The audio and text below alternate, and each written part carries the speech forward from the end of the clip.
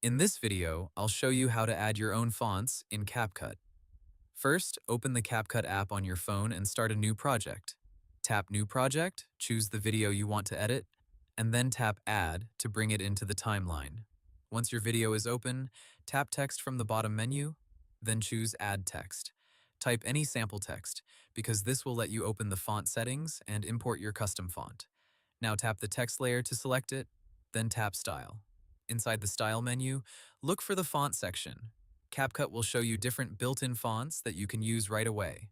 To add your own font, look for an option such as Import Font, Add Font, Upload Font, or a small plus icon near the font list. The exact wording may depend on your CapCut version and device. Before importing, make sure your font file is saved on your phone. Most custom fonts come in formats like TTF or OTF.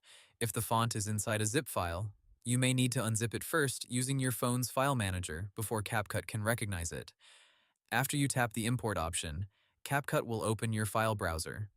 Go to the folder where your font file is saved. This could be your Downloads folder, Files app, Google Drive, iCloud Drive, or another storage location on your phone.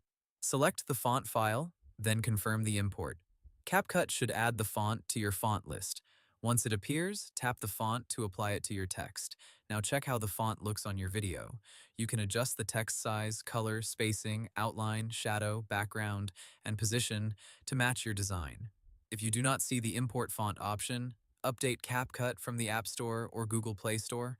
Some older versions may not support custom font importing, or the feature may appear in a different place. For CapCut PC, first install the font on your computer. On Windows, right-click the font file and choose Install.